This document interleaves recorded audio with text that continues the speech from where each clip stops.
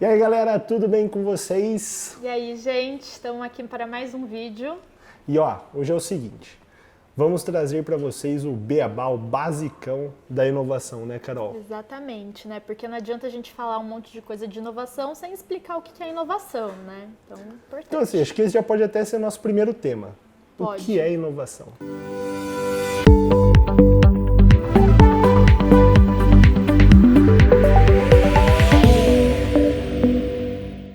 Léo, não tem uma definição única de inovação, né? Inovação não é física, não é regra de matemática, mas tem uma definição que eu gosto muito e que eu vou até ler aqui para vocês para garantir que eu não estou falando nada errado. Beleza. Essa definição, ela é de um livro que, inclusive, eu recomendo esse livro se você quiser saber mais da parte técnica de inovação, que chama 10 tipos de inovação. Então, tirei de lá. O que eles falam? Inovação é a criação de uma oferta nova e viável. Inovação requer a identificação dos problemas que importam e sua transposição sistemática para oferecer soluções simples e inteligentes. Mas eu vou explicar. Traduzindo. Vou traduzir o que é isso, né? Então, assim, inovação é sempre você criar uma oferta para algum problema que existe ou para aproveitar alguma oportunidade de mercado. Agora, inovação, ela não é necessariamente uma coisa nova, inédita, que nunca foi vista, né? E tem muita gente que confunde inovação com invenção.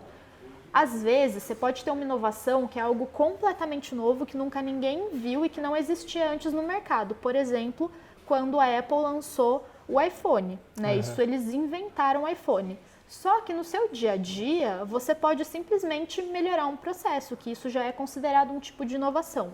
Então, até desmistificando um pouquinho do que é inovação, não precisa ser uma coisa 100% nova. Pode ser uma coisa nova para a sua área, uma coisa nova para o seu departamento, para a sua empresa, para o mercado, né? A gente não precisa ficar reinventando a roda. Tem que ser, não é que tem que ser, mas geralmente é mais simples do que isso, né? São coisas um pouco mais funcionais.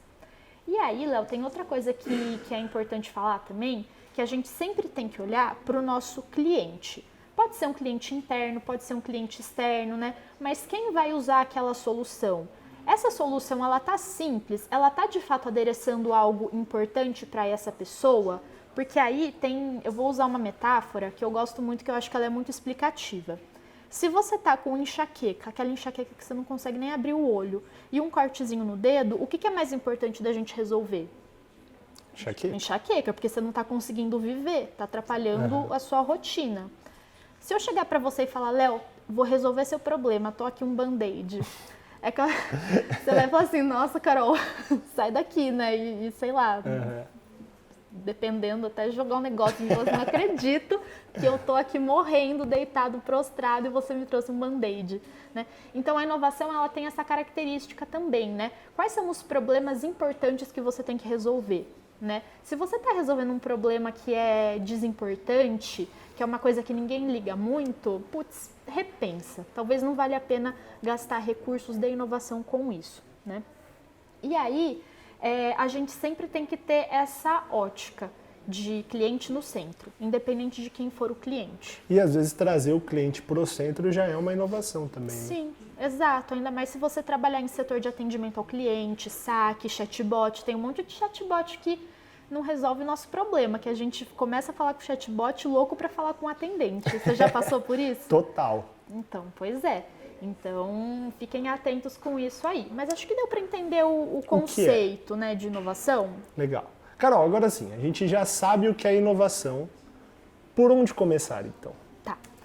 Léo, não tem uma rota específica de por onde a gente começa. Não tem um passo a passo, que nem poderia ter num departamento financeiro, que você tem assuntos que são padrão e que toda a área financeira trata. Mas eu vou falar um pouquinho de como foi o meu trajeto, um pouquinho dos temas que eu estudei, só que para você que está aí do outro lado ou para outras pessoas pode ser diferente, ainda mais se for de uma área de pesquisa e desenvolvimento, que é mais técnica, né? Então pode variar um pouquinho, mas o que eu fiz? Quando eu descobri que eu queria trabalhar em inovação, eu comecei a estudar tudo. E aí foi meio que caótico, tá, gente? Tudo bem ser caótico, nem tudo precisa ser um processinho super organizado. Às vezes as coisas podem ser um pouco loucas. Mas eu comecei a estudar muita coisa de metodologia e de exemplos de empresa. Então eu comecei a estudar design, princípios básicos de design, aí eu fui para design thinking, aí eu fui para Lean Startup, que são todas metodologias. Tem livros, se você colocar no Google, você acha um monte de material, você acha vídeo, né? Inclusive, nova ideia para vídeo. Vocês querem que a gente fale mais sobre essas coisas aqui? Design Legal, thinking, Lean hein? Startup. Legal, de verdade. Legal. Legal de verdade. Legal de verdade. Então, fica aí, ó, vocês falam pra gente. Mas eu fui estudando tudo isso. Depois eu comecei a estudar também um pouco mais de ambidestria organizacional, ou seja, como uma empresa que já está consolidada no mercado, ela segue fazendo o que faz para manter sua receita, mas ao mesmo tempo ela também busca novas fontes de receita e inovação em outros mercados, né? Como que ela equilibra tudo isso? E aí fui estudando um monte de coisa, li bastante coisa do Christensen, que é um autor super importante. Se eu não me engano, ele era de Harvard, mas posso estar confundindo. Uhum. Tem Harvard, tem Stanford, tem MIT, a gente confunde. Mas fui vendo tudo que aparecia ali. Então, primeiro eu me preocupei em criar uma base teórica e técnica e metodológica forte. E depois eu vi que setor eu queria trabalhar. E aí eu vim aqui para a IPTV, porque é um setor que eu gostava mais. Mas, Léo, a pessoa pode fazer o inverso. Se ela estiver já num setor que ela gosta muito, ela pode procurar tipos de inovação e metodologias de inovação que se encaixem melhor onde ela já está. Voltado para aquele setor. Simples. Exato. Por exemplo, vamos supor, que é o que você está fazendo, na verdade, né? Você já estava dentro da parte de jornalismo e produção e agora você está vendo coisas de inovação, né? Sim, é verdade. Tá vendo? Seu processo também é válido. Carol, e nesse seu começo, você disse que você leu muito, estudou muito. Você chegou a fazer algum curso ou foi mais por livros e conteúdo online mesmo? Ai, Léo, eu fiz um monte de curso. Uhum. Mas é porque eu sou a louca do curso. Eu gosto de ficar, eu gosto de ficar fazendo curso. Então eu fiz cursos desde, tipo, coisas básicas de criatividade até cursos muito loucos de transhumanismo. Transhumanismo, que é a próxima etapa do humano e ele misturado com o digital e o virtual e a máquina. É muito louco, muito louco. É assim, doideira. Carol, vamos avançar aqui então. Agora a gente já sabe o que é, por onde começar, Sim. Como aplicar isso ao nosso dia a dia então. Lembra que quando eu falei de inovação, a definição, eu falei que você precisa dar uma solução para algum problema que seja importante? Sim.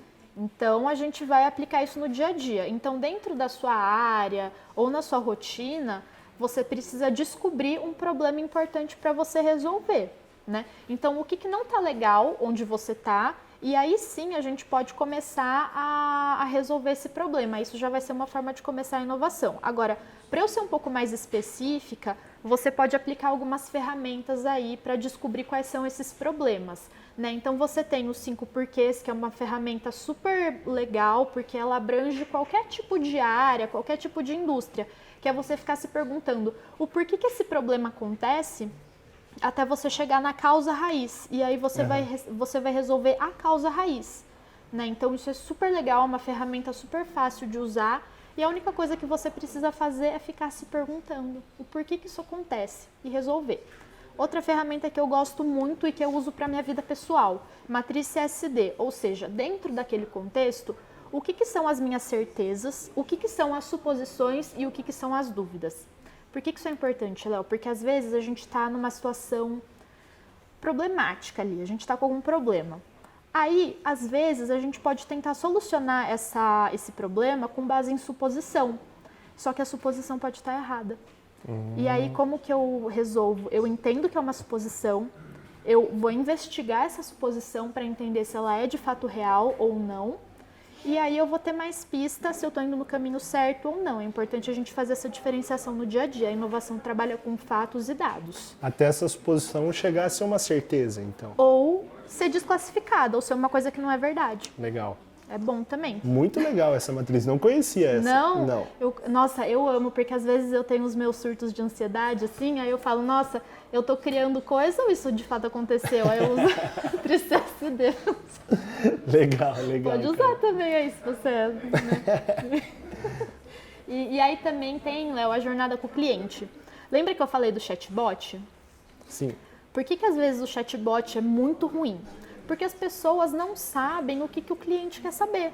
Então, se você faz a jornada dele direitinho, você vai saber quais são as principais dúvidas, quando ele vai precisar entrar em contato com o chatbot, quando tem que ser de fato uma pessoa ali, um humano, para guiar melhor ele nessa jornada.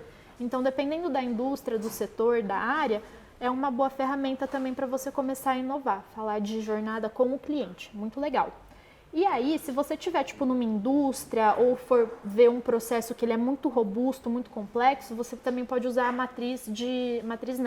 a espinha de peixe ou o diagrama de Ishikawa. Ela é um pouquinho mais complexa e ela geralmente é para processos um pouquinho também mais complexos ali, que envolvem mais áreas, mas é muito boa também.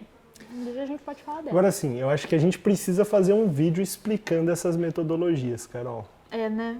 Metodologia é legal, sou suspeita pra... Eu sou CDF, eu gosto de metodologia. E assim, na hora de aplicar também o importante é resolver o problema, né, cara? É. Tipo assim, se você resolver o problema sem usar nenhuma metodologia, legal. Às vezes você até tá usando a metodologia sem saber. Pode ser. É, isso acontece bastante, viu?